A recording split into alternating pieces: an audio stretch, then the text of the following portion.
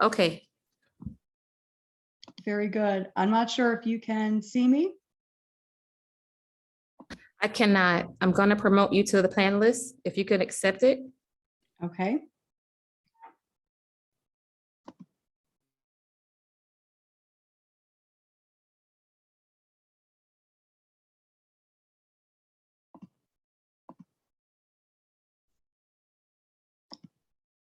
All right, there we go. I think that works. Madam Clerk, are we all set now? Yes. All right, very good. Good afternoon. Would like to call the May 5th meeting of the Affordable Housing Advisory Committee for the City of Plantation to order. Would our clerk please call the roll?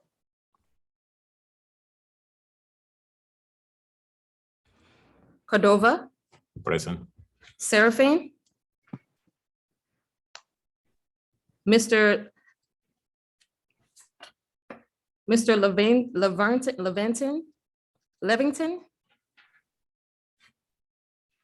Mr. Levington, Yes, I'm here. Ms. Bruce, Here. Ms. Edwards, Here. Mr. Arbach, Mayor Stoner, Ms. Achos, Here. Ms. Rivera, Here.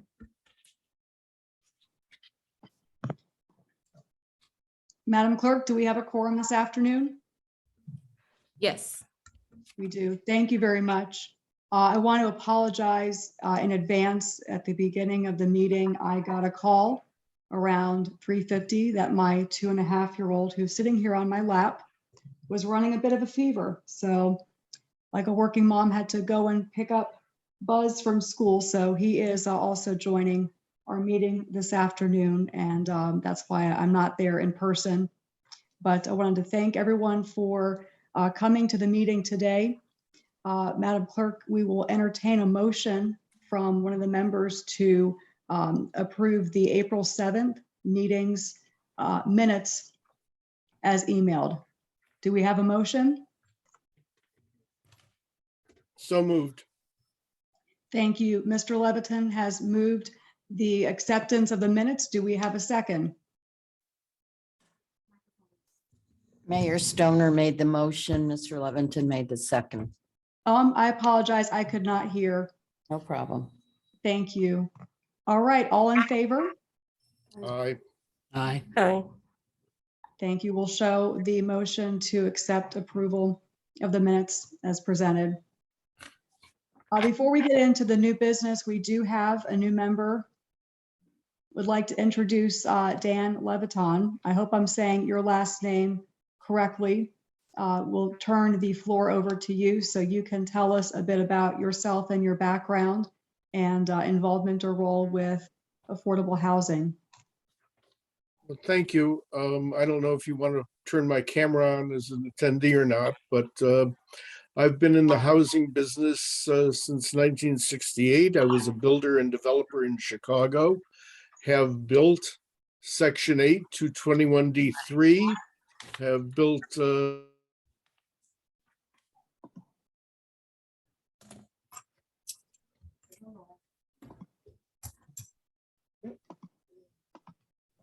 Dan, if you can unmute.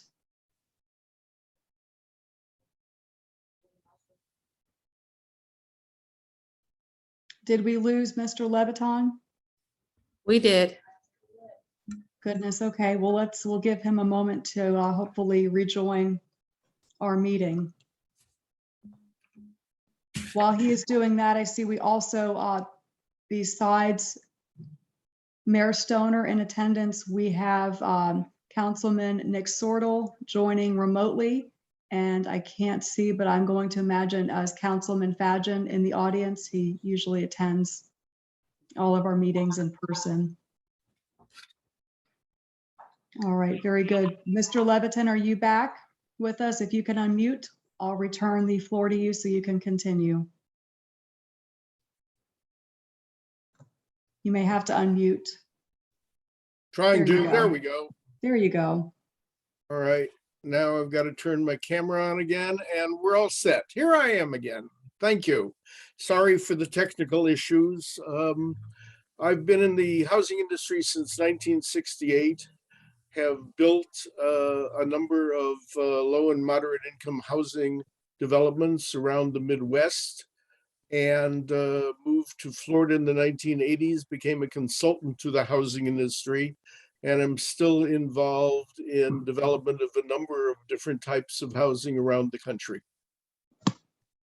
Wonderful. Well, thank you very much for your time and commitment and joining us. We're glad to have you on the committee. Thank you. Thank you. Broward County Commissioner and former state senator, Senator Nan Rich, is joining us in person. And again, it's a little bit tough. I can't see into the audience from here, but believe that Senator Rich is there in the audience, so would invite her to join at the podium. Having worked alongside Senator Rich for a number of years, can tell you that she is incredibly passionate about the issue of affordable housing, having first been elected to the Florida Senate in 2004 after serving 2 terms in the Florida House. She was the first woman to be elected state Senate Democratic leader, and that was a post that she held from 2010 until she was term limited in November of 2012. In November of 2016, Senator Rich was elected to serve as Broward County Commissioner and was reelected unopposed in 2020. Her involvement includes advocacy on behalf of women, children, and families. Prior to her election to the state legislature, she also served as a national president for the National Council of Jewish Women. She was the first Floridian elected to that office. She was honored to receive an appointment by President Bill Clinton to serve as a member of the United States Holocaust Memorial Museum Council in Washington, D.C. She currently serves on the board of directors of Kids in Distress. She is treasurer of the area-wide Council on Aging for Broward County. She recently served as chair of Broward County's Complete Count Committee for the 2020 census. Among her many long list of honors and awards, she's been inducted into the Broward County Women's Hall of Fame. She and her husband, David, have 4 children and 3 grandchildren. So Senator Nan Rich, we are very happy to have you with us, and we will give you as much time as you would like to share with us insights about these Affordable Housing Summit and anything else that you deem pertinent. So the floor is all yours, Senator. Okay, thank you so much, Katie. I'm just sorry you're not here. I hope Buzz is feeling better.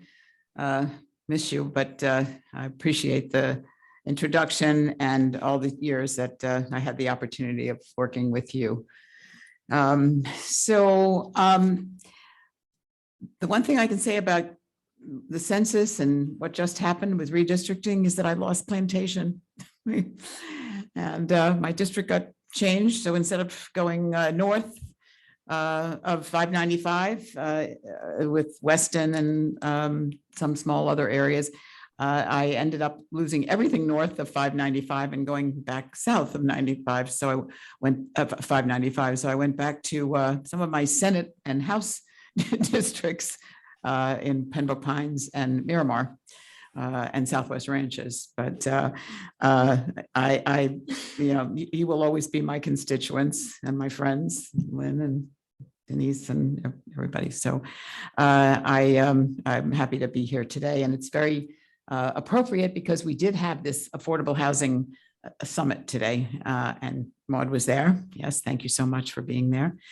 And we had a really nice turnout,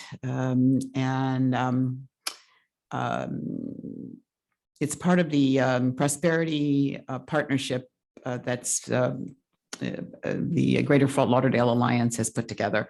And there are different pillars. And this today was the affordable housing pillar. And I'm one of the co-chairs of it, along with Sandra Vesey Einhorn and Walter Duke. And so it was well attended. We also had a panel on homelessness. I also chair the homeless continuum of care for Broward County, which fits right into affordable housing because, as was mentioned today, homelessness is resolved by housing. And so there was a whole panel, that was talking about our shelters, and this Fran Esposito, who heads the our partnership for the homeless. They're building a new 72-unit building right on the corner of their property. They've taken away their parking lot and they're building this wonderful building, which is going to house some of their own employees because they need workforce and affordable housing, as well as people who are transitioning out of shelters and into housing. So we have a lot of good things going on. There are some not such good things going on. I'll give you a little bit of both, if you don't mind. Dr.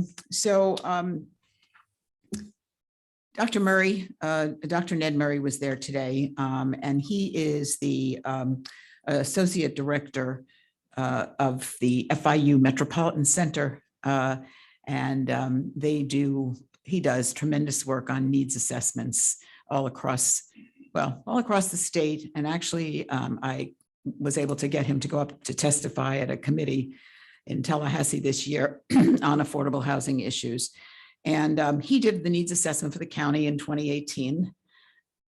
And we asked him we contracted with him to do an update because of COVID and the impact of COVID. So he just has come out with, this is not 100% complete because some of the census data didn't come in exactly when it should have. This part has to do with a lot of real-time analysis that he's done. And some of the 2020 census, as well as the America Community Survey that also provides data. But it's catastrophic. That's about the only word I can use. It goes beyond the word crisis in Broward County for housing.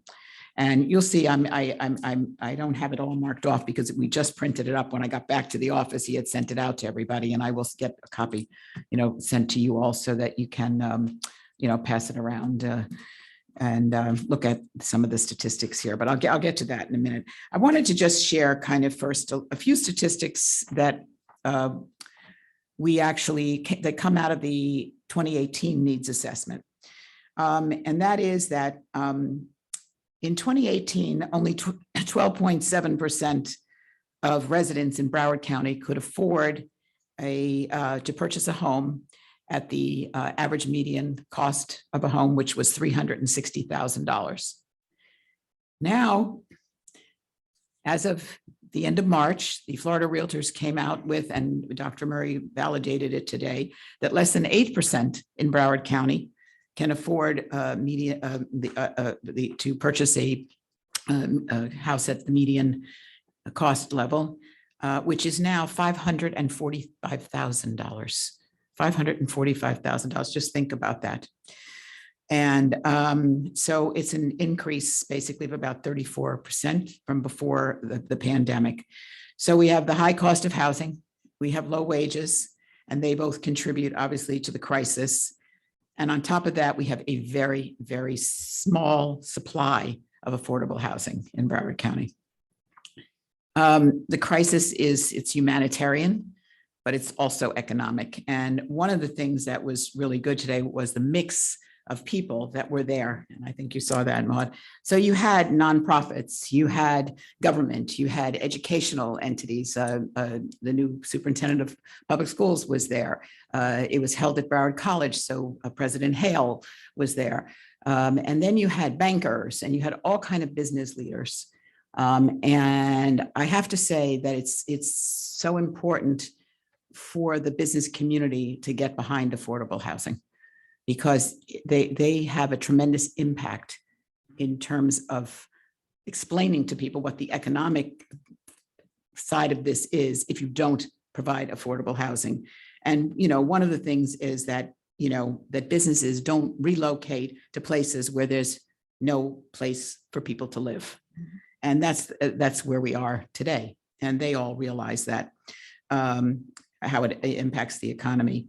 In 2018, approximately 54% of Broward's 760,000 households, owners and renters, were cost burdened. This has gone up dramatically, and I'll get to those figures in a minute. In 2018, it was estimated that 147,000 renter households were cost burdened, and 77,000 of the renter households were severely cost burdened, meaning the cost burden is 30, you're spending 30% of your family income on housing. And severely cost burden is you're spending 50%. So that is the figure that went up, unfortunately, the people that are severely cost burdened. The significant growth is severely in severely cost burdened renters is the most pressing problem due to increasing demand for renter housing throughout the county, resulting in low vacancy rates, and you'll see that here too, and spiraling increases in rent prices and lack of affordable rental housing production, and rent prices increasing faster than wages. So that was pretty much those are the statistics, pretty much with the exception of the one I gave you on the cost of single family housing, were 2018. So the story that he gave us today obviously was much more dramatic and very sobering. But I had the opportunity today to speak and share what the county has been doing since 2016 with regard to affordable housing. And I think it's important, really for people to know how much the county has done, the commitment that we've had to affordable housing in our community. So in 2016, I became chair of something called the Coordinating Council of Broward. I don't know if any of you have heard of that, but it's an organization that's comprised of all of Broward's largest human service stakeholders. So it would be the hospital districts, the school board, the county, United Way. It's pretty extensive. Broward Behavioral Health Coalition, ChildNet, which is our child welfare organization, all the largest human service organizations. And when I took over as chair, the best thing I did was with my friend Cindy Ehrenberg Seltzer, who chairs the Children's Services Council, was to hire Sandra Vesey Einhorn as our CEO. And she has done a phenomenal job. But one of the things we did immediately was to conduct a comprehensive strategic plan. There had never been one in Broward County for affordable housing. And it's called Housing Broward, an Inclusive Plan. And that's kind of laid the groundwork for the last 5 years of things that we have done, with exception, little bumps like the pandemic along the way. So one of our goals in 2018 was to pass the Broward County Affordable Housing Trust Fund, which we did. And I'm extremely proud of that, because in the legislature, I worked very hard to try and get the Sadowski Fund not to be swept. And as many of you know, it was created in 1992 by the Florida legislature. And it was created with the idea that the trust fund was specifically for affordable housing purposes and nothing else. Well, starting in 2002, and I got to the legislature originally in 2000, starting in 2002, they started to sweep the trust fund. And so we decided that we would create our own here, but with one big difference, that it's a lockbox. Anything that goes into this affordable housing trust fund, general fund money, grant money, donations, whatever it may be, once it goes in there, it may not be used for anything but affordable housing. And it gave us some money, which the county had never put aside before, for what we call gap financing. So when developers come and they apply for an RFP or an RFA, they need some support, financial support, to make the deal work, because land is expensive, construction costs are high. So the average is about $5 million gap financing for each development that we do. And so we started with $5 million the first year, 2018. And through currently this year, we've put in 35 million. And then we were very fortunate this year. We had $47 million from the federal government through the ARP, the ARP program. And we took that money and we converted it to use for general fund. And we passed several weeks ago 7 large projects and 2 land acquisitions. Unfortunately, none of them are in Plantation because nobody applied from Plantation for any of them. But I'm hoping that maybe in the future, you may be doing that, and maybe just being here and hearing all of this, you may feel that you might have an opportunity to do something like this. So these are all shovel-ready projects. They all had, we're not going to have zoning issues, battles, or anything. They were, because the money has to be used by 2026. And by the way, these are not mixed use or mixed income. These particular ones are all multifamily units, affordable housing. So it's 1,025 units, which is a really significant amount, not in this whole scheme of what we need, as you've heard what I've said, but for us, it was quite good. It totaled six different cities, and it went across 7 of the 9 commission districts. So they weren't all built like, say, in Fort Lauderdale or on the east side. They ranged all the way over to Pembroke Pines, Davie, and a couple of other cities over there as well.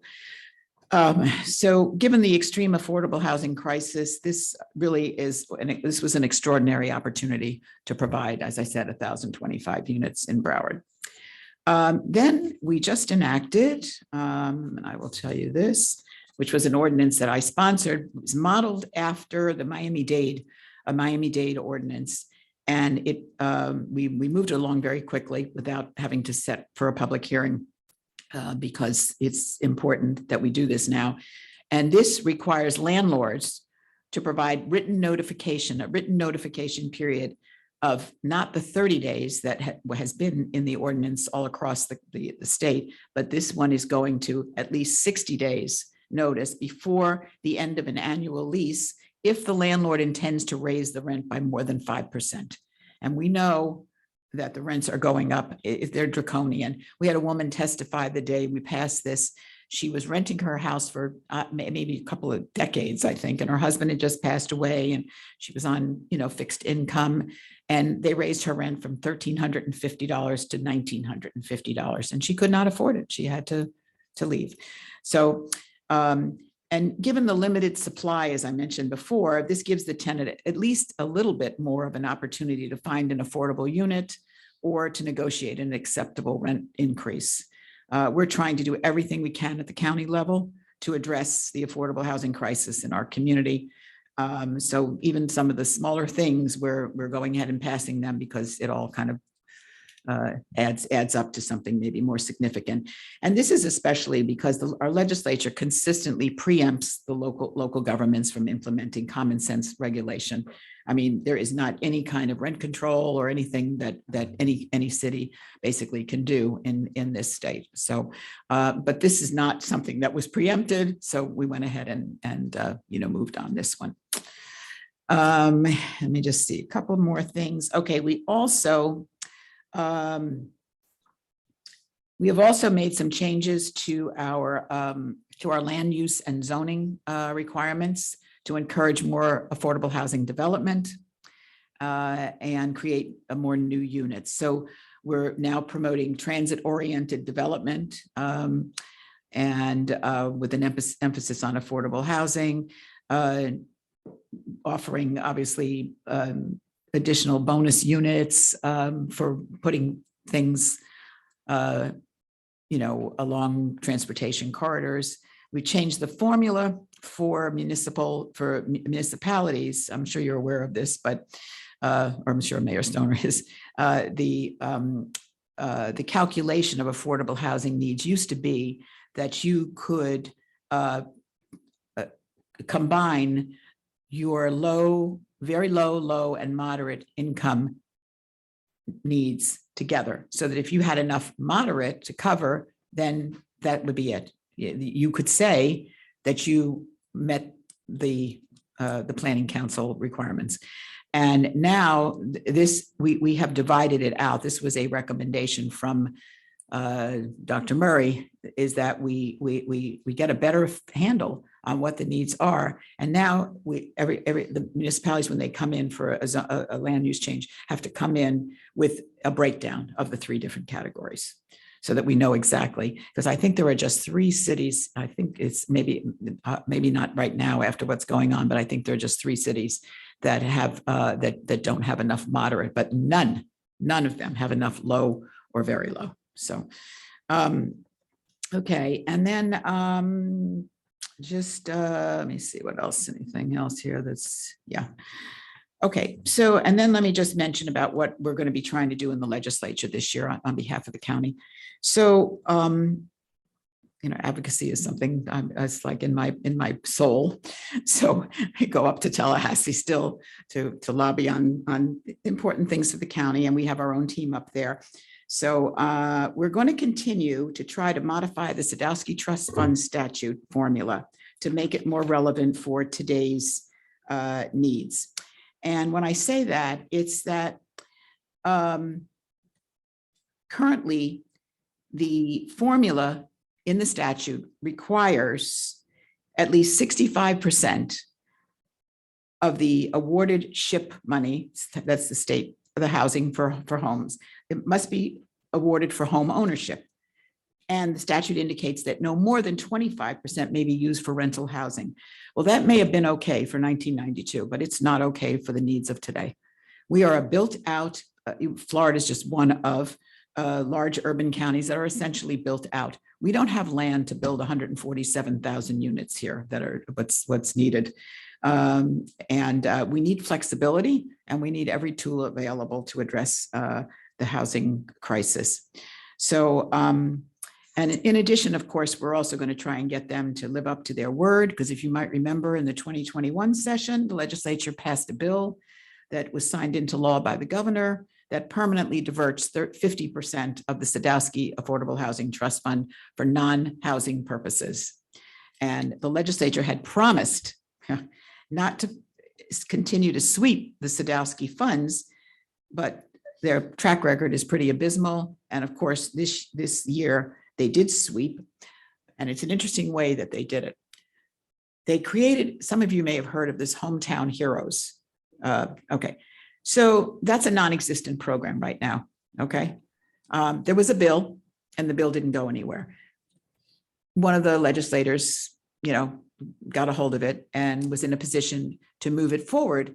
And they went ahead and they took $100 million, not from the SHIP funds, which is housing, because the Hometown Heroes program is for police, fire, healthcare workers, teachers, and it's for low-cost loans for homes. So if you're going to take $100 million for that, you should take it out of SHIP. Instead, they took it out of sale, which is the apartment, the multifamily. So now leaves about $50 million for the entire state left in the multifamily compartment. So that is not what they promised. So we're gonna try and get them to kind of work on that again. But the 50-50 formula, this is what we're doing. We're asking them, and the new incoming Senate president, who will be Kathleen Pasadomo, is very interested in affordable housing. I've talked to her at length. I had Dr. Murray go up. He let her testify before her committee. And she is very interested in this and wants to change this formula to something more realistic. And we've suggested a 50-50.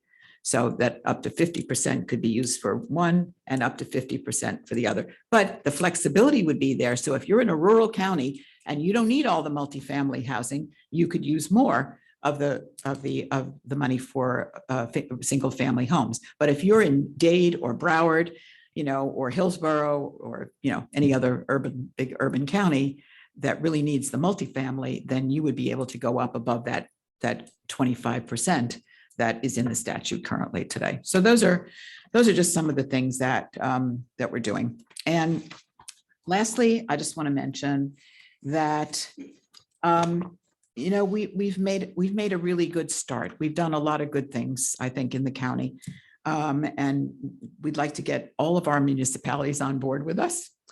and we're going to continue to work on that. But we have, as Dr. Murray said today, we have a long way to go. And we can't really depend on others. We can't depend on the state, you can see, as because of Sadowski. And the federal government, you know, the 47 million, generous as it was, is a one-time amount for one, you know, for just that, this one purpose for the ARP funding out of Washington. So everybody there really kind of agreed today. I mean, that we all need to, we must do it locally. We have to do it ourselves. So I have been, since I got on the commission in 2016, I've been looking at something that was done in Alameda County, California. That's the environs of Oakland, Emeryville, Berkeley, you know, all those cities. And they did an affordable housing bond issue. They put it on the ballot. And I have, you know, researched a lot of counties and municipalities who have done this around the country, but this one seems to be really outstanding. It is a general obligation bond in the amount of $580 million that was on the ballot, as I said.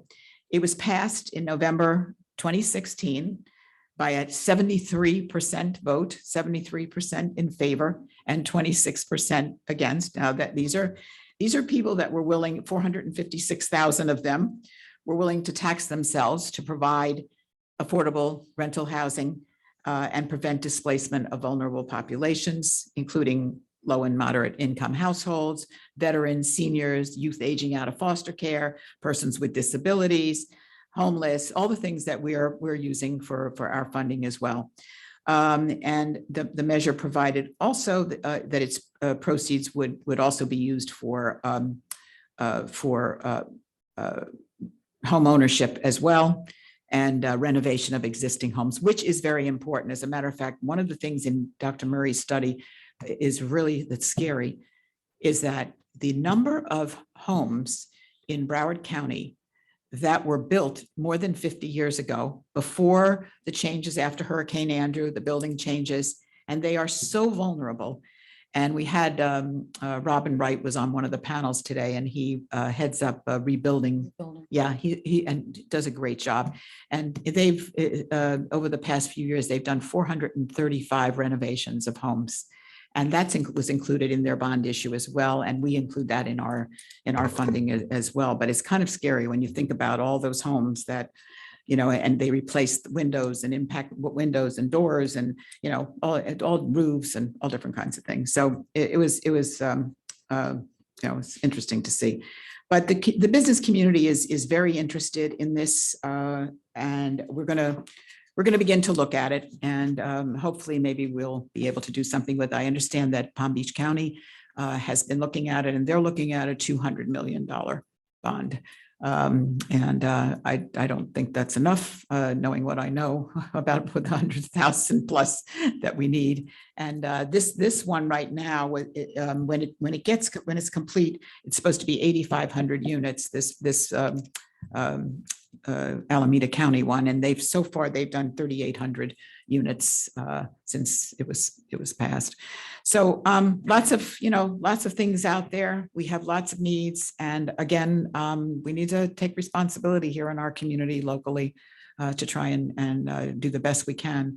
And I just want to make one last comment about affordable, because we have worked really hard to educate people about affordable housing, that it's not Section 8 housing. It's for so many different kinds of people.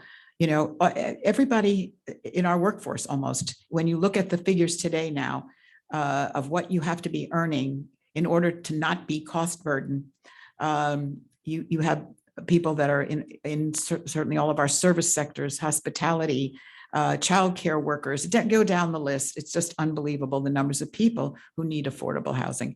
And so we're going to try and see if we can work on this. And as I said, in Alameda County, every city participated, and they all got money, and they all have used it for all of these different purposes for building and renovating affordable housing. So That's my report. And if any questions, I'm happy to answer. And if you want, I can just pick out those few pages that have statistics on you all. Because they did the top 10 in each area. So this is one that I thought was really interesting for you all. Yeah, here's well, he did a single family home affordability analysis, and this was 2020. So he had like 10 cities: Fort Lauderdale, Hollywood, Pembroke Pines, and you are here. And then they have you it down as 577,000 is the median sale price. Median sale price. Median sale price. And then the affordability gap, meaning how much more that is than most people can pay. You have one of the higher ones, which is $350,285. So that can tell you why only 8% of people can afford to purchase a home at the median sale price. Now they can obviously go lower, but that's one of the big factors. And there was one other one that was, but I think, as I said, I'll send this to you so that, you can share it with everybody. And let me see.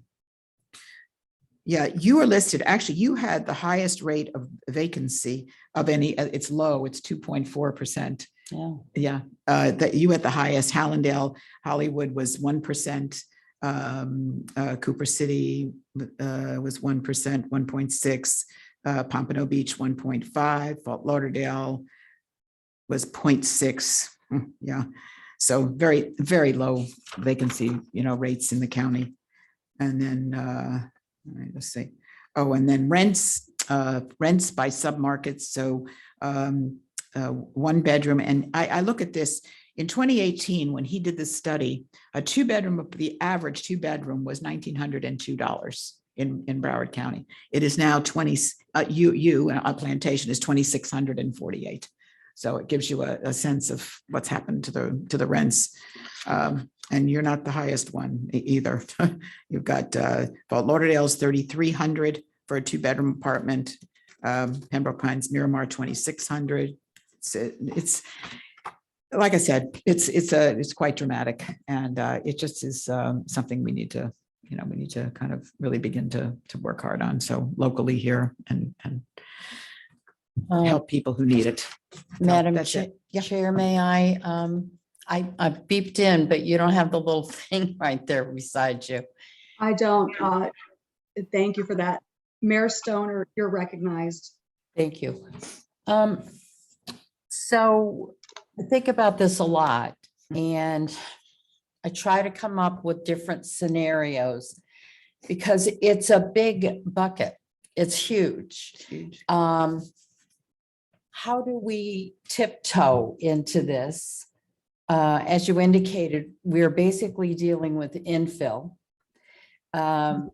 We do have some affordable housing. However, most people want the great new finishes, but they don't want to pay the price. And when I started off being married a gazillion years ago, it was 30% as acceptable portion of your income Right. for your house. And reading that we are quickly up to 50%.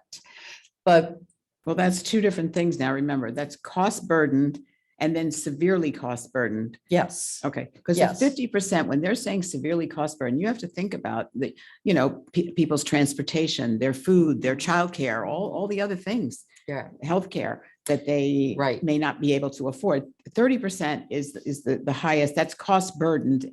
Anything above 30%. So, Right. yeah. so, but everything has a consequence and a domino effect.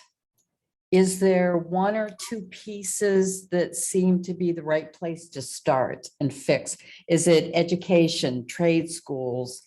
Do we dip in the housing market? We have one project up before council that is 375 units, which includes 20 affordable. it's a tiptoe It's a and tiptoe. certainly not the solution to what we're looking at.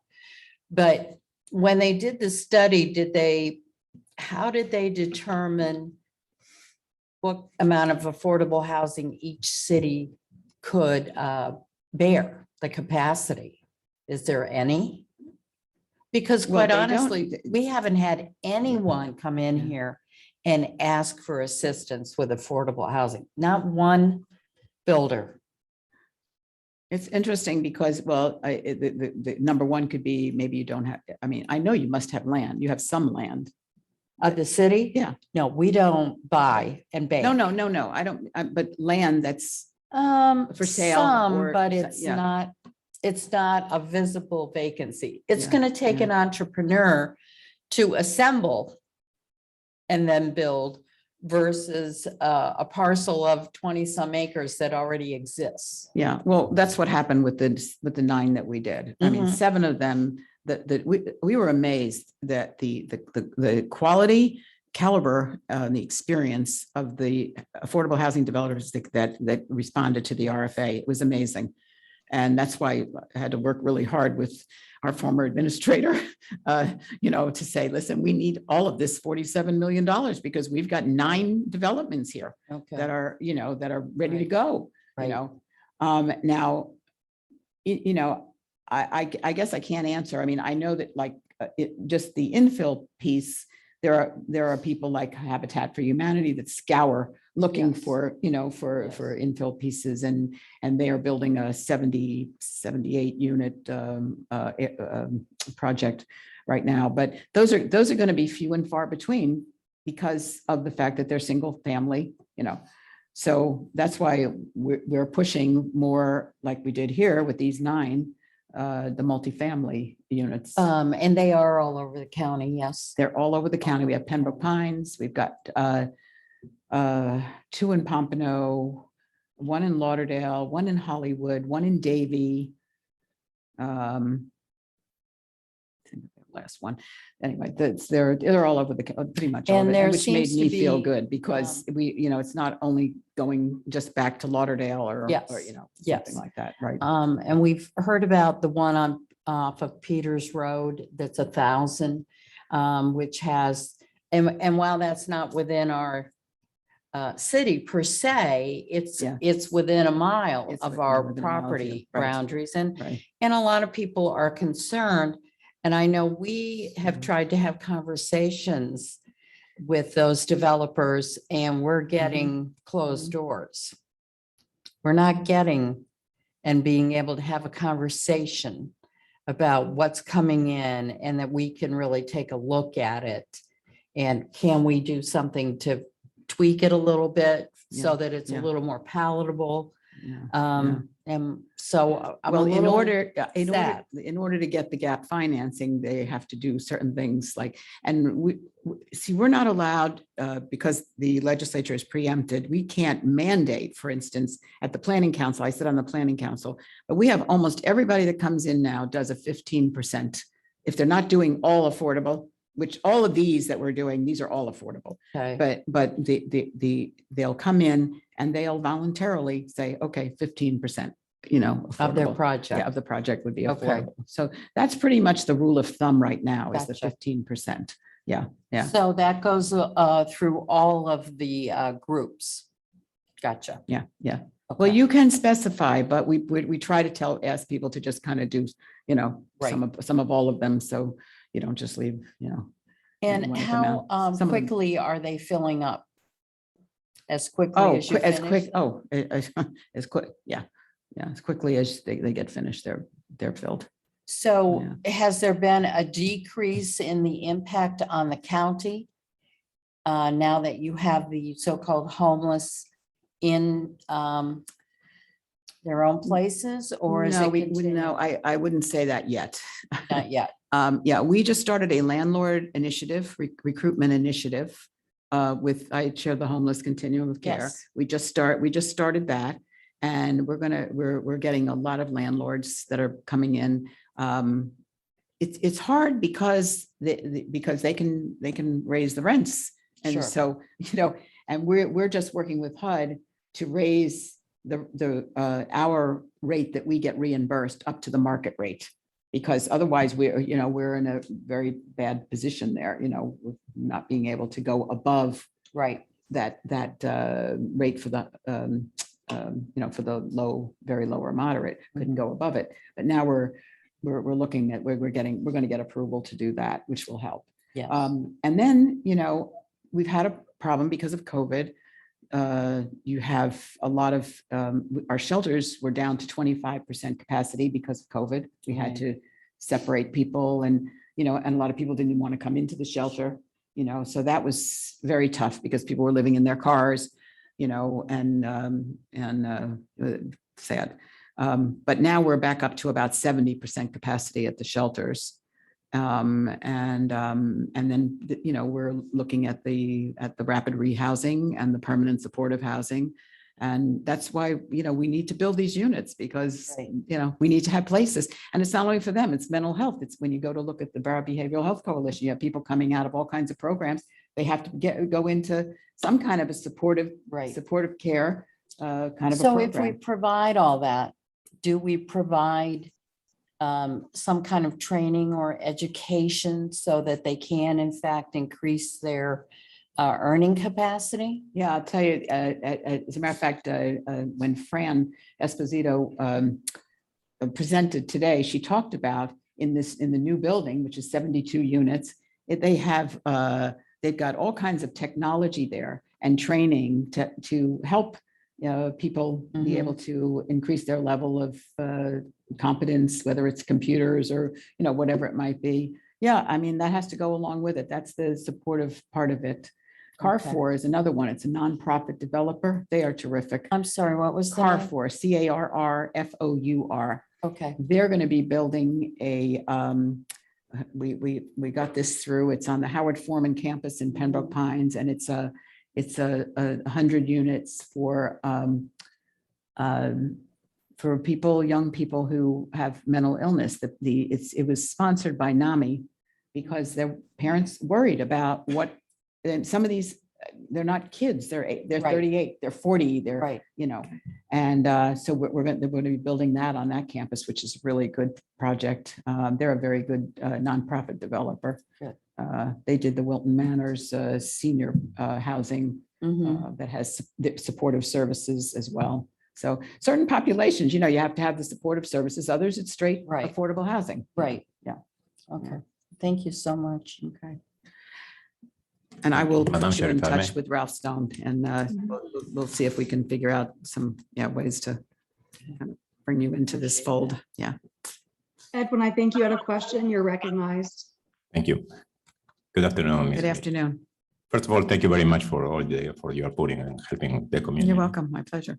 Well, I work with Legal Aid of Broward County, and we have I have some concerns, and let me share those with you. Mhm.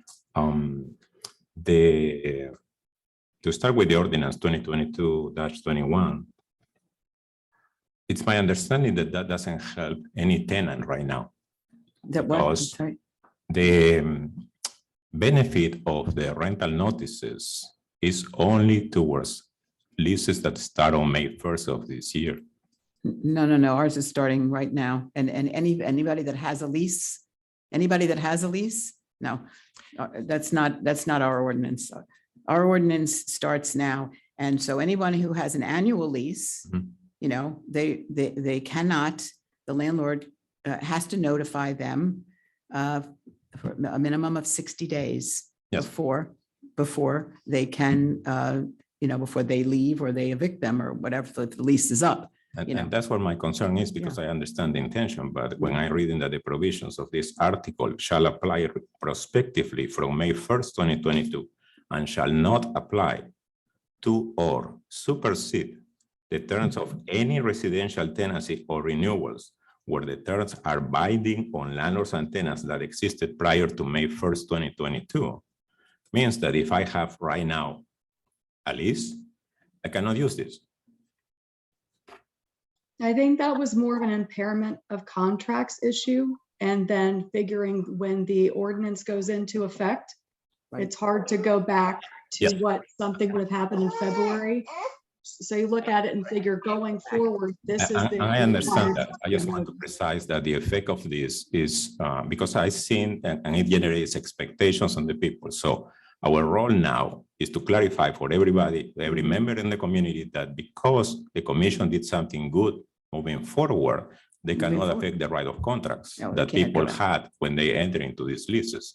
So here is the problem with that. The increases are happening as we speak.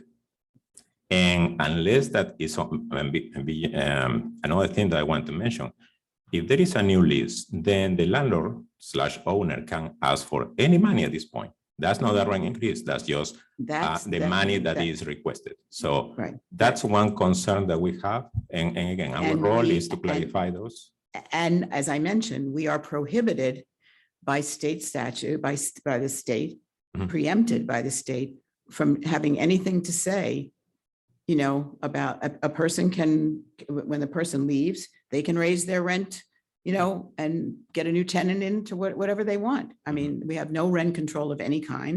And No, I understand that. yeah, we can't touch that, unfortunately. We can't do anything about that. Correct. That's, you know. And that goes to the safety Yeah. that the parties need to have in Yeah. order to continue with their contractual relations. And we understand that. But again, my concern is that this is creating some expectation in the community that this applies immediately to their present Mhm. leases. And that's not going to happen. The other thing that I try to share with you, because it's rare the opportunity to speak with a commissioner of Broward County, is, for example, the average rent in Broward County nowadays is $2,800. So if we consider that this should be the equivalent of 30% of the income of a household, Mhm. that means that this household, for this family, should have an income of about $9,300, which translates into having at least a $112,000 per year income. This is really a very Yeah. difficult matter in the sense that it's not just affecting, and my point bringing this to and of course you know that, Mhm. but bringing this to the attention of everyone here is, Yeah.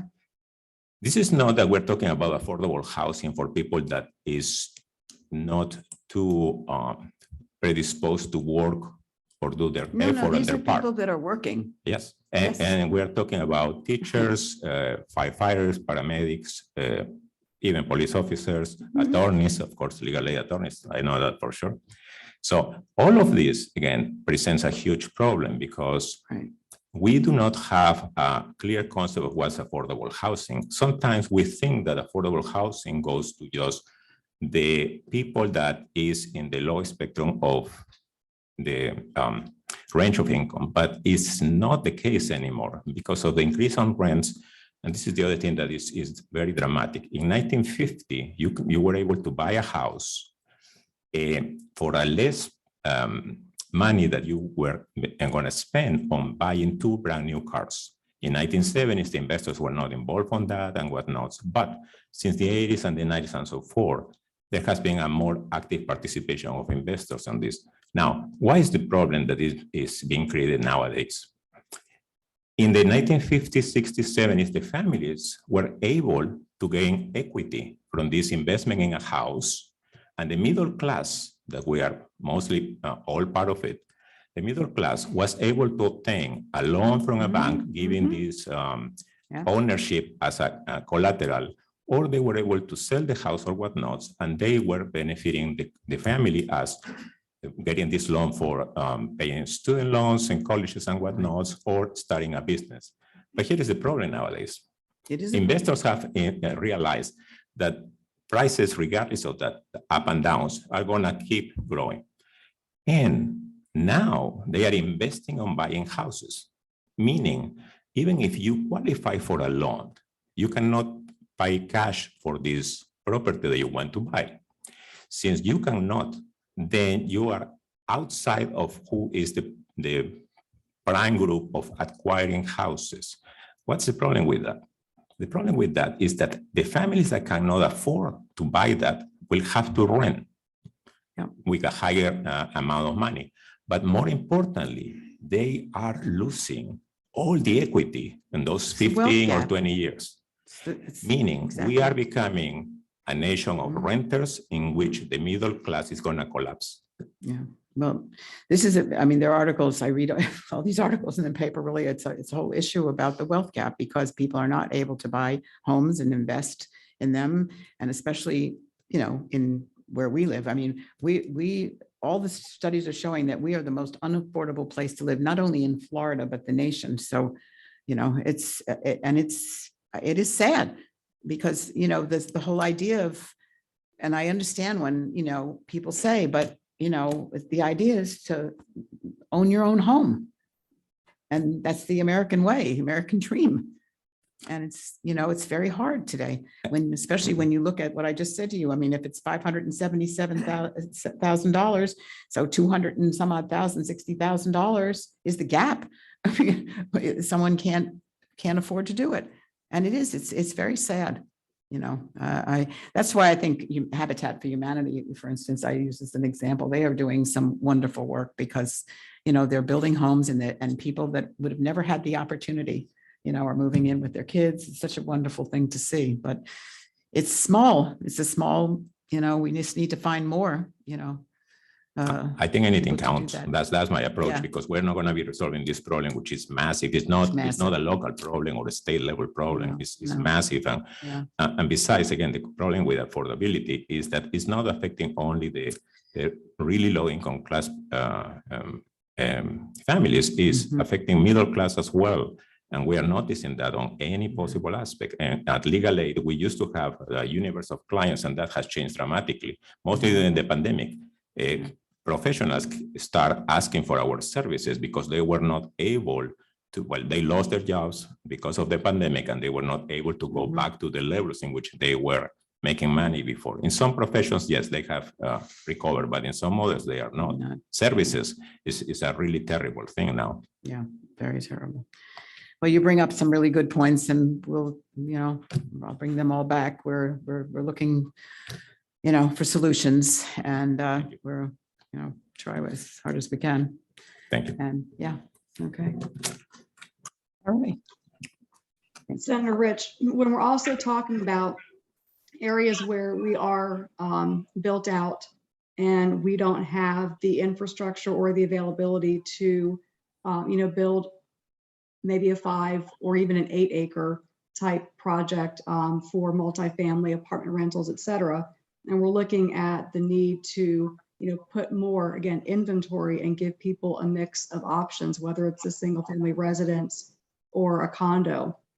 I think we had touched on this topic at the last meeting, but it probably bears repeating when we're looking at state policies and looking at, again, inventory and now an area of critical concern is how homes are being used as vacation rentals versus housing and providing the opportunity for people to own a home and to live there and be a part of community. And you have to think about the local governments and the way that they have planned and they have developed these neighborhoods to perform, function, and be a part of that community in a certain way. Having more units available without having to give out money, without having to look at concurrency, roads, building more things that take time, raw land that's expensive, all of those things. When you think about, we already have inventory there. We just have individuals using it a certain way, which is not helping to resolve this larger crisis. I think you were right early on to say catastrophic.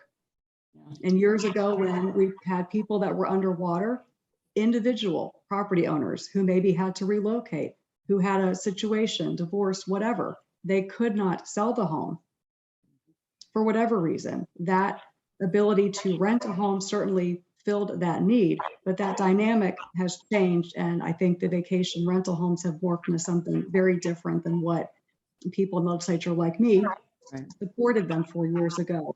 And I think that, again, looking at the sheer number of inventory and helping to provide that. At last count, I was looking in Florida, over 170,000. 170,000. When you think about the number of units that we're talking about and decisions local governments have to make to try to find who has property available, what developer can I entice, incentivize. And we're all taking a step back and thinking, well, wait a minute. We have homes. We also have nice hotels for people who want to come to Florida to maybe rent or stay. Maybe the focus needs to be providing more long-term rental options closer towards the beach. These are the days where people need, those types of options for lodging, et cetera. So I would just encourage you to talking as well to Senator Pasadomo and others to look at that as a way to, again, help bring more inventory back to market. And that's again, something that was preempted by the state, and they would have to change state law, to deal with that. And the other piece, which I didn't mention, of course, is that so many people are moving here from other places, and the Midwest and North, and then you have companies. There was a 60 Minutes segment. I don't know if anybody saw it, but it was, showing these billionaires companies that are buying up all these houses, and then they jack up the rents on them, and they rent them. So we seem to be hit from all, from all angles. But like I said, we just have to keep plugging away, and like I said, it's just, you can't rely on the state, you can't rely on feds. You really have to, we have to figure it out in our county to how to do this. Yeah. So. Do we have any members that have questions for Senator Rich or anybody who is participating online through Zoom before she leaves us? And of course, you're welcome to stay. We're talking about inclusionary zoning and reviewing our list, our inventory list, but we appreciate the information and dialogue. I'll tell you what, if you don't mind, I'm gonna go. I had to get up so early. This thing started at 7:30 this morning, the affordable housing thing. And then I had a 2-hour workshop on the joint campus government center for the Broward County and Fort Lauderdale. And that was torture, excuse me, torture. Plantation would like to be part of that. Of what? Fort Lauderdale South. Let me tell you what, you should know that I made my statement. Look, this has been going on for a long time, but if I had my way, I had my satellite office at Government Center West. I don't anymore because, but I loved it. And I said the government center should be in the middle of Broward County. Okay. Yeah. So, I mean, if it falls through, I'll call you. Find us some land. Okay. Yeah. Okay. Okay. All right, I'll get them. Mayor, your mic's not on. I'll get them for you. Thank you so much. Thank you all. Thank you all. Thank you. And thank for your thoughtful comments. Thank you, Senator Rich. You're welcome. Good to see you. Moving on to our next item of new business, I'll turn it over to Mr. Holmes to present.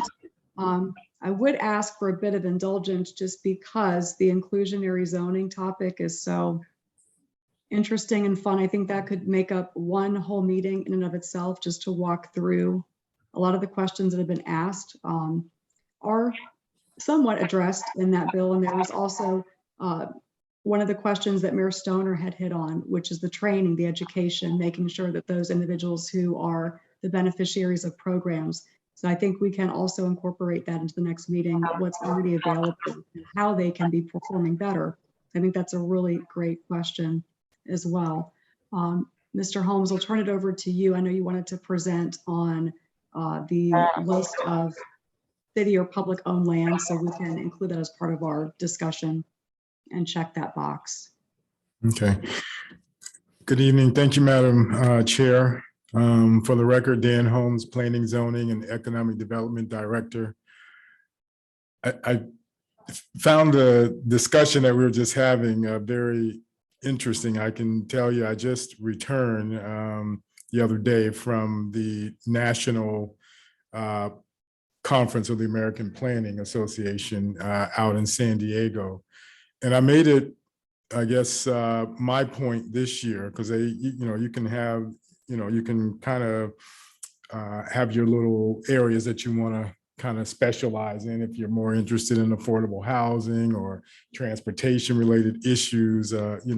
There's various sessions related to that. But I made it my point this year to focus on most of the affordable housing sessions. And very, very good information. I mean, I think California is really, in my opinion, where I think things are really happening. I mean, I think the state there is taking a very aggressive approach to ensuring that local governments are doing their part in the provision of affordable housing. It's interesting that she mentioned Alameda County. I actually sat in on a session where they talked about what they were doing in Alameda County, Oakland, for example, because they were having a very severe housing issue there. In fact, they had a large segment of their population even leave the area because the crisis was so significant there. But essentially, California has required that local governments identify, and this is something that's tied into approval of their comprehensive plans, that they have to identify what their affordable housing need is. And they have to get it down to an actual number of units that they need to provide in order to address the affordable housing in their area. So they have to go through and they work with sort of the regional planning agencies in the state to come up with that number. And of course, every 8 years, they have to go back and reassess that and start all over again. But what I found interesting is that there are basically two tools that most of the local governments there are really utilizing, that they're finding very effective in assisting with the provision of affordable housing.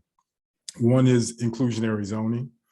And the other is really looking at accessory dwelling units. That's the other way that they are really, addressing the issue. Because as we said, that one of the issues is they're not making, we don't have any more land here. So accessory dwelling units was really a way of taking inventory of existing, residential zone property and adding more density to the residential zone property. And of course, then with inclusionary zoning, as you can look at not just property that's zoned residential, but in fact, as Commissioner Rich has indicated, that we can look to doing like transit-oriented design, kind of coupled with affordable housing to make sure we're putting it in the right place. And therefore you can start looking also at commercial properties, and even, in some areas, they even look at residential properties. So I even sat in on a session to see how those local governments kind of go through that process of identifying their number, looking at their inventory of, commercial lands that meet certain acreage criteria, what have you, and then focusing on those parcels that they find and putting the right zoning in place there and trying to encourage the provision of additional affordable housing there. But one other thing I'll say before I get going here is that the other thing that most of them indicated, that once they kind of really were forced into this process, even though the city was trying to do its part, they ran into a lot of NIMBYism, where, the community was, up in arms at saying, look, we don't want this housing here and here. So there were some interesting sessions too that some of the local governments kind of talked about how they approach, education of the public. So once you get those metrics in place, then it's going to be important for you to also begin to educate the public on, first of all, just letting them know who this housing is for. A lot of people are surprised once they see the numbers, as we said, looking at our numbers here, that and who this housing is going to be for. It's for your parents, for one, as they age. It's for your kids as they graduate from college and they come, back home. What are they going to afford? So it's kind of interesting and kind of quelling some of the NIMBYism that they ran into. So I kind of come back with some ideas, and as we're getting ready to begin our process very shortly with updating our comprehensive plan, and that is going to be one of the focuses for us, is to look at through our housing element, looking at what our, our numbers are so that we have some better data, and then we can look at solutions to identifying, parcels and how we can approach that. And as I said, one of the tools, very effective tools that a lot of the governments recognize is inclusionary zoning. So with that, let's talk about inclusionary zoning. So inclusionary zoning is one tool to help increase the stock of affordable housing in a community. In Florida, thousands of affordable units have been created through inclusionary zoning policies. Whether you're in a built urban community or you're in a rural area, inclusionary zoning is a tool that you can actually use to increase the supply and production of long-term affordable housing. Now, inclusionary zoning is an affordable housing tool that requires some market rate developers to also, let me move to the next slide there. Okay. So inclusionary zoning is an affordable housing tool that requires some market rate developers to also develop units for affordable low and moderate income. And that's kind of what Commissioner Rich was just talking about, that, they're mixing different types of units in developments. The number of affordable housing units is typically given a percentage. She said 15% is kind of the going number that they're working with now of the total number of units developed. Inclusionary zoning can come in a variety of forms.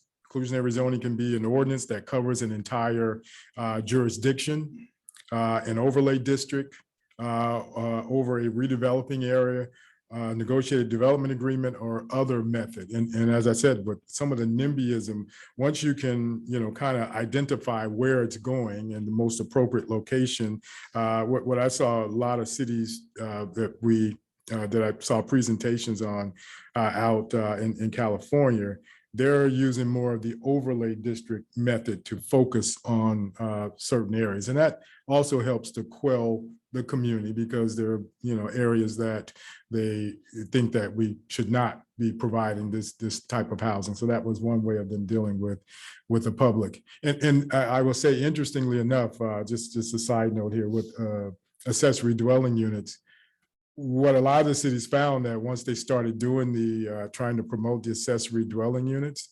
the properties that were actually the first to come in and start developing more accessory dwelling units were actually the higher income properties.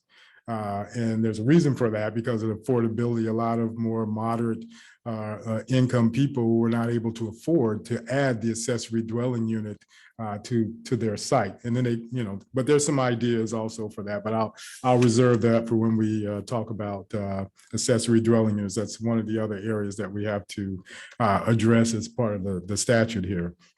But most inclusionary zoning policies provide for flexibility in implementation. They may allow developers to build affordable units at a site other than the market rate development. So sometimes those units may not go at the actual site. They may go to another site, a receiving site, for instance, or they may accept fees or land donation in lieu of development of affordable units. So some other ways that it works is that they will allow developers to pay money into, she talked about this lockbox of, so it allows developers to also pay money into a fund where the local government can then later utilize those dollars to work with, say, a private developer that's doing affordable housing development. Inclusionary zoning programs provide incentives or benefits for the housing for the housing developers. For instance, developers may be allowed to build more units on a given site than typically allowed. This is the way we're typically approaching it, to entice them into providing the affordable housings. They may have the permitting process fast-tracked and or may have certain fees waived. So these are some of the ways that local governments can kind of help to bring the cost down. Nationally, there's over 174,000 affordable homes that have been produced with inclusionary zoning. So it is a method or process that's kind of taken off. Now, with regard to the state of Florida, I talked about, what, California has been doing, but Florida also has an inclusionary zoning in effect as well. And in 2019, the Florida legislature passed House Bill 7103. This bill amended the state's inclusionary zoning statutes. Now, under the new state law, local governments must now fully offset all costs to a developer when those costs result from an inclusionary housing ordinance. So if we are going to look at putting in place inclusionary zoning within the city, then our ordinance is going to have to offset the cost so that the developer providing those units is not bearing the cost of our enforcement of the affordable housing units. The Florida Housing Coalition, with its years of development expertise, is assisting many local governments that need assistance in kind of developing their ordinances for affordable or inclusionary zoning. House Bill 7103, for example, well, let me give an example of how it works. So if there's a 100 unit development and a 10% inclusionary requirement, the local government would need to fully offset all costs associated with the 10 required affordable units. So the 10% here, 10% of 100 is 10 units. So we would have to figure out how to offset the cost for the developer providing those 10 units. Local governments can do so by providing incentives such as density or intensity bonuses. This is clearly the most popular way of doing that, reducing or waiving fees or by granting other incentives. And there's a lot of fees in terms of permitting fees. There are other fees, impact fees that they have to pay, which can add significantly to the cost of construction as well. Local governments can also offset costs by granting an upzoning that raises the value of the developer's property. For example, if a local government rezones a parcel from an agricultural use to a residential use, the local government will have increased the value of the land and thus increases what the developer can build on that site. Now, the example of rezoning from a zoning category that only allows 5 units per acre to a zoning category that allows 30 units per acre, for example, will also increase the value of the land. So this increase in land value can be used in the calculation to fully offset those costs. So House Bill 7103, those provisions are pretty much found in Florida Statute Section 166.04151. And this is basically that section of the statute. So that section of the statute, this states that notwithstanding any other provision of law, a municipality may adopt and maintain in effect any law, ordinance, rule, or other measure that is adopted for the purpose of increasing the supply of affordable housing using land use mechanisms such as inclusionary housing or linkage fee ordinances.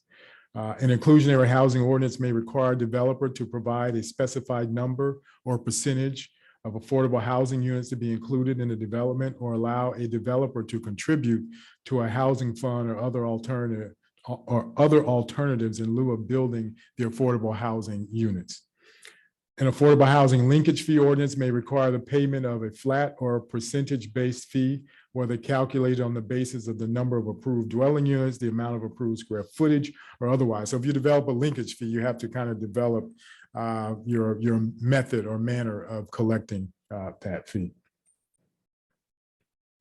So in exchange for a developer fulfilling the requirements of subsection 2, or for residential or mixed-use residential development, the requirements of subsection 3, a municipality must provide incentives to fully offset all costs to the developer of its affordable housing contribution or linkage fee. Such incentives may include, but are not limited to, allowing the developer density or intensity bonus incentives or more floor space than allowed under the current proposed future land use designation or zoning, reducing or waiving fees such as impact fees, as we talked about, or water, sewer charges, or granting other incentives. Subsection 2 does not apply in an area of critical state concern as designated by the statute section 380.0552 or chapter 28 through 36 Florida Administrative Code. Also, notwithstanding any other law or local ordinance or regulation to the contrary, the governing body of a municipality may approve the development of housing that is affordable as defined in section 420.0004 on any parcel zone for residential, commercial, or industrial use. Now, this section 420.0004 kind of provides the definitions that we've kind of talked about a little bit. It gives an overall definition of affordable. Again, that 30% number that Commissioner Rich talked about earlier. And then it kind of defines what extremely low income is, what low income person means, and what moderate income persons mean as well. And then very low income persons. You can see also that exceeds 50% on this very low income. So, Senator or Commissioner Rich sort of went over that in great detail. So those are sort of the definitions. So as long as we're addressing that as part of the inclusionary housing, and we're providing housing for those subsets there, we're in pretty good shape. So that's just an overview of inclusionary zoning. And as I said, it's a tool that I think is very effective in addressing affordable housing, and probably something that for this city, something that we'll have to take a very serious look at putting in place if we're going to make a dent in providing additional dwelling units. So I'm happy to answer any questions you have with regard to inclusionary zoning. Thank you, Mr. Holmes. Do we have any members of the committee who have questions? If you do, please speak up. This is Bruce. Yes. Are you at liberty to share with us? There's a lot of building going on in Plantations, particularly. Are you at liberty to share with us the incentives that the current builders have been given? Yeah, well, I can tell you that we haven't had many builders that have come in to request utilizing any of the provisions that are available within the county. We do have one that is currently pending approval before the council. And as I said, the city does not have a policy in place where we actually mandate it, but as Commissioner Rich said, that climate is changing for local governments. And as these projects come through, they're getting a little they're asking them to kind of step up and do a little more. But we have one project that is actually requesting the use of the provisions within the Broward County Land Use Plan, which is incentive bonus density based provision. Right, not financial. Right. Thank you. Do we have any? Thank you. Any other members of the committee that have questions for Mr. Holmes?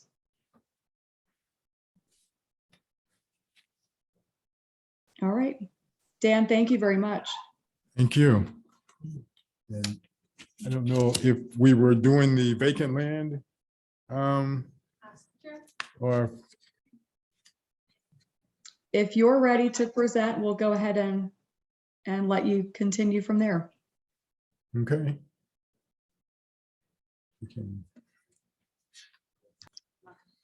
Okay, so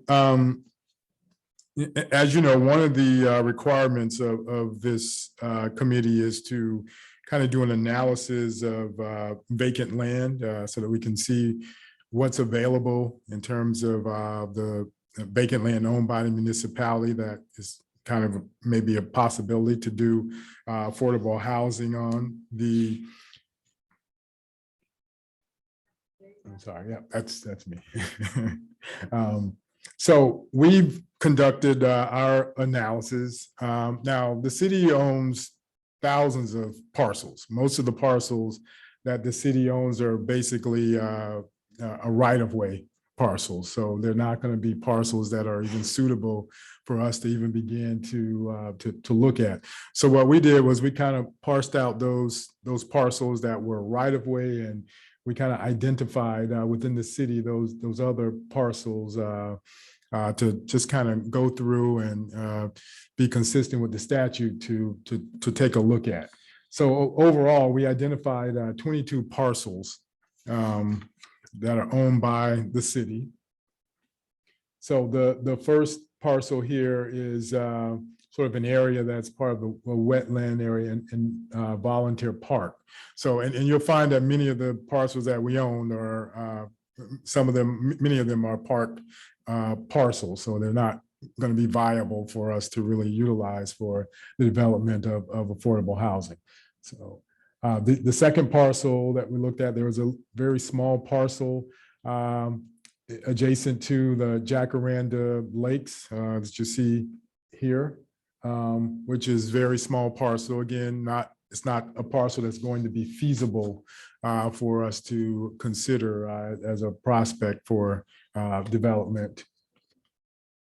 Then there's a parcel adjacent to Mirror Lakes Elementary. This is again more of a parks related parcel. So again, not feasible.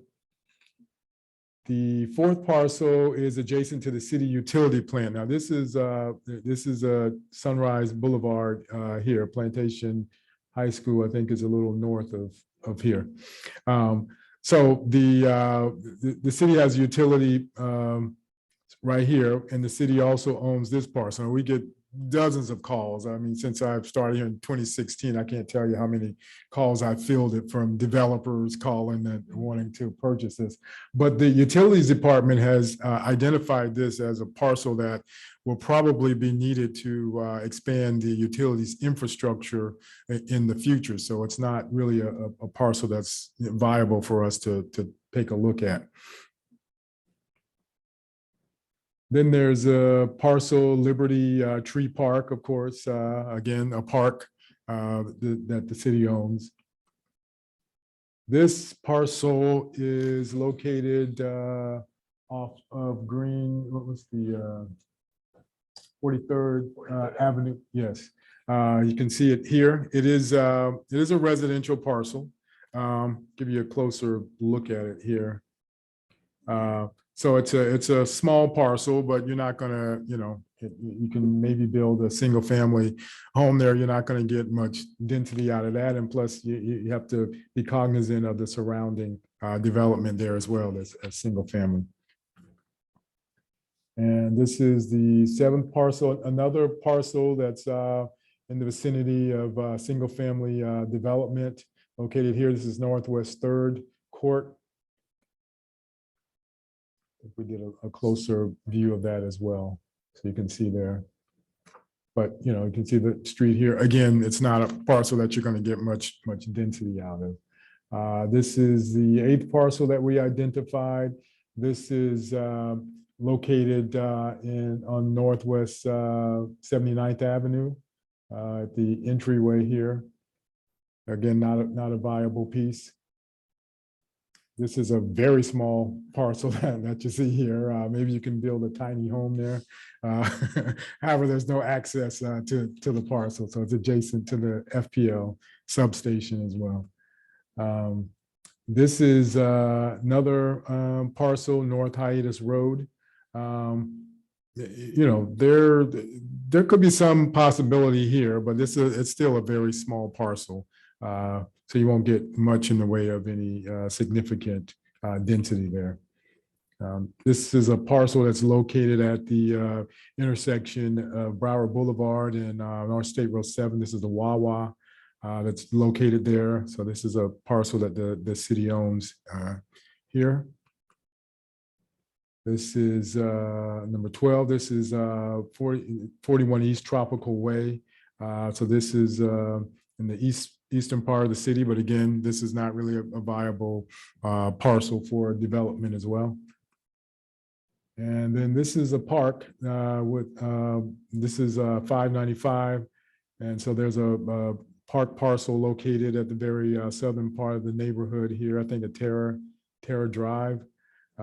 Again, park parcel. This is another parcel, East Tropical Way, that's located very close to the golf course here. This is another parcel, and whoops, sorry, I think I hit. Another parcel around the golf course in Jacaranda that you see here, very small parcel. That's a closer view of that parcel. And this is a parcel on Southwest, what's that, 13th Street? Yeah, so again, near Plantation High, very small parcel. And then this is one adjacent to that parcel as well. 17, this is approximately 1 acre. This is a park parcel here as well. And then this is around, what's that, 15th Street. So there's a little parcel here, but again, park-related parcel, Seminole Park, approximately 6 acres. This is a parcel that the city owns in Plantation Acres area. It was, we've received lots of inquiries for people wanting to develop single family on this parcel. But again, it's a city-owned parcel. I think this piece here was donated by Ann Kolb, I believe, to the city. And that's the little donut piece that I just spoke of. And the parcel 20 is located right here. Again, very small parcel, and the way it's positioned, it's not really a viable piece.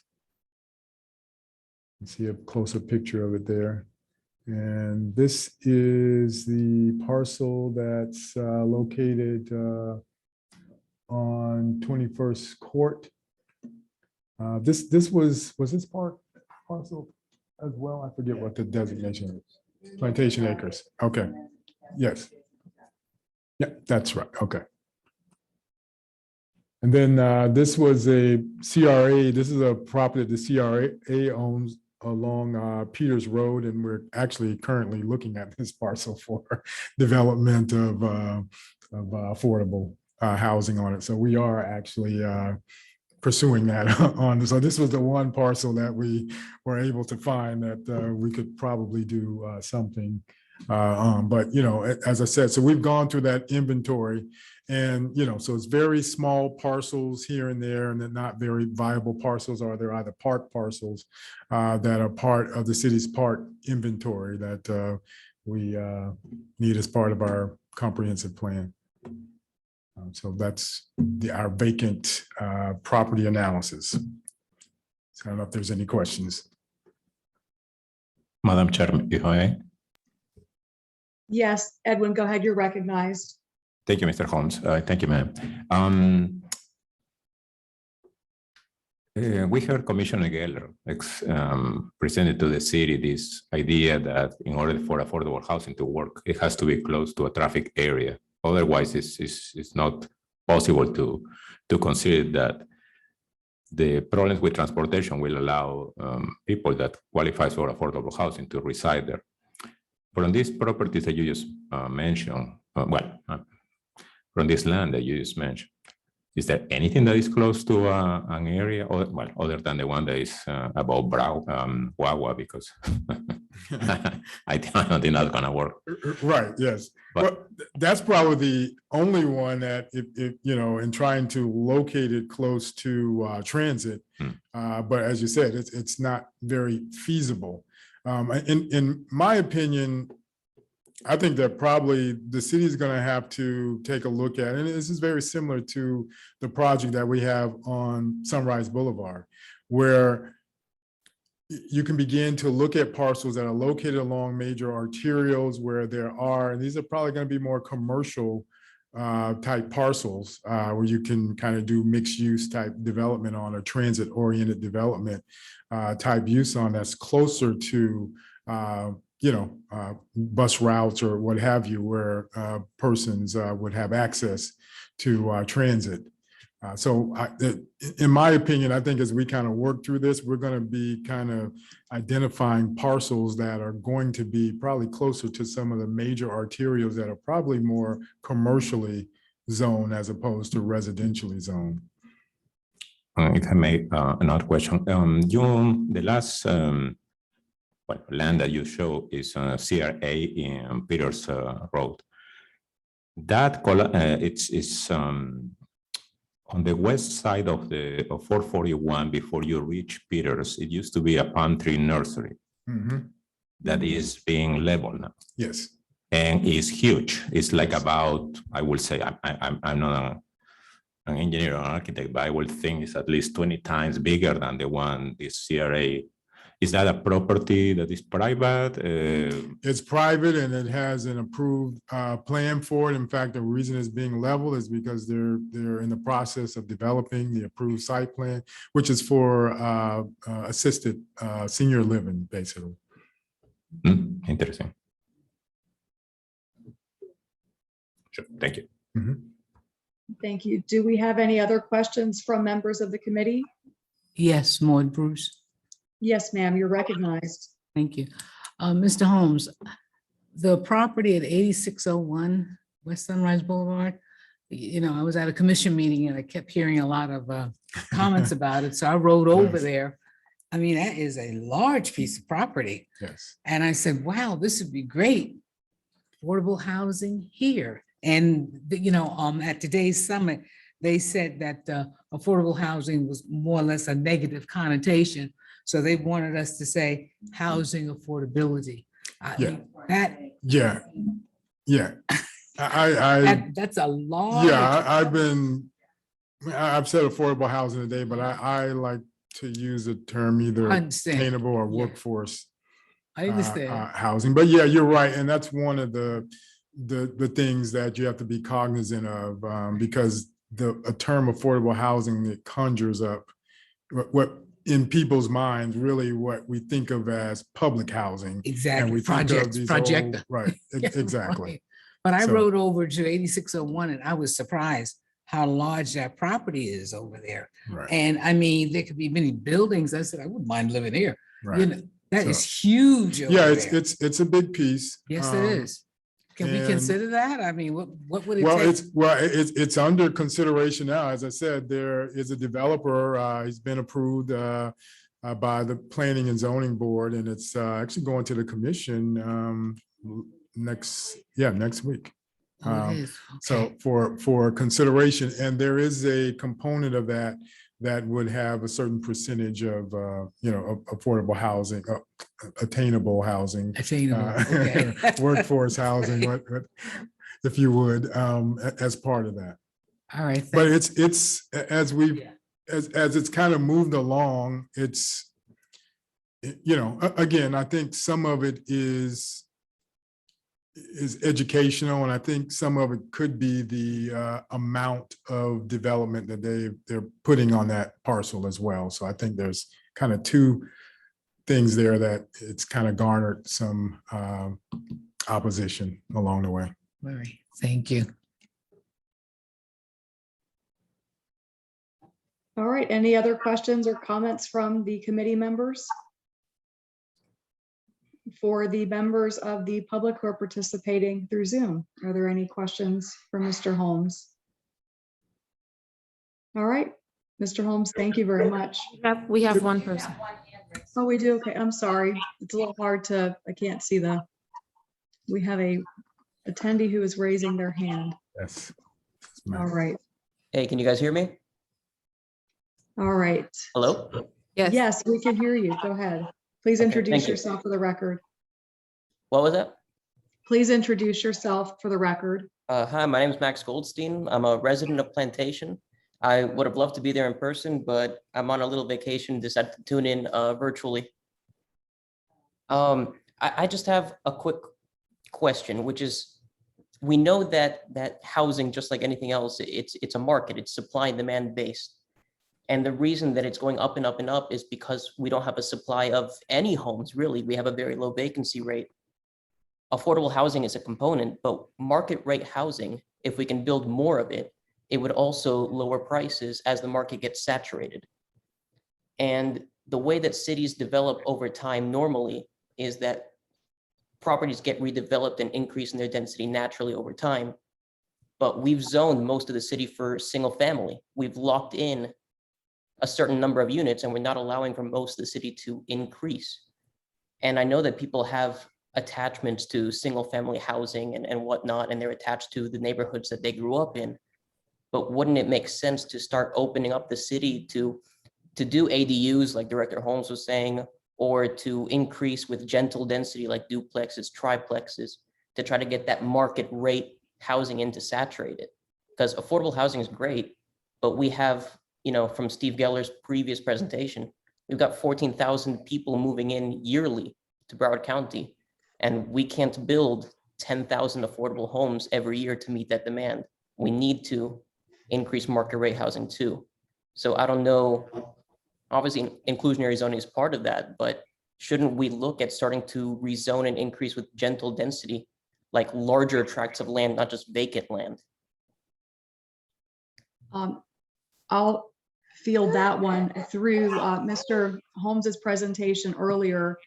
I know there's a lot of meat on that bill, that House Bill 1339 that was passed in 2020. But when you mention rezoning, which for a lot of us means more costs, more delay, more of a process that adds significant costs and delays in bringing those types of market units to the community. Those options are now available to the city. So where you have a developer that identifies a need and would like to have additional density that's appropriate and they have the infrastructure, they don't have to go through that additional hurdle to rezone. So that does give planners and the council a lot more flexibility. And I believe that we're already moving a accessory dwelling unit ordinance through the council for planning and zoning. So that's something that is already underway that will again open up more inventory as well. Maybe Mr. Holmes wants to continue on that, or Mayor Stoner. Yeah, no, I think you put it succinctly. You're absolutely right. Okay. All right, very good. Mr. Goldstein, did you have a follow-up, or did that help to answer part of your question? I think you covered it. It's really just that I don't see us reaching that supply capacity without allowing that density throughout the city instead of just, spot rezoning at a time. I think it might need to be a neighborhood by neighborhood change. Understood. We appreciate your feedback. Okay, thank you very much. Do we have anybody else, member of the committee or the public, who would like to speak? No. All right. Okay, I don't believe we have anything else on the agenda for Mr. Holmes. Did you have one more thing to add? I just wanted to do one other thing. we have a new member of our department that I just wanted to recognize, who will be working with us in the future, Michael Alpert. He comes to us as the Assistant Director of Planning and Zoning. He arrives not a minute too late, in my opinion. So we're just happy to have him. So I just wanted to introduce him. You guys will be seeing him in the future. Okay. That's wonderful. Thank you very much and welcome. Okay. All right. Well, if no one else has any additional business, Edwin moves that we rise. Thank you very much for your time, and we will see you again in June.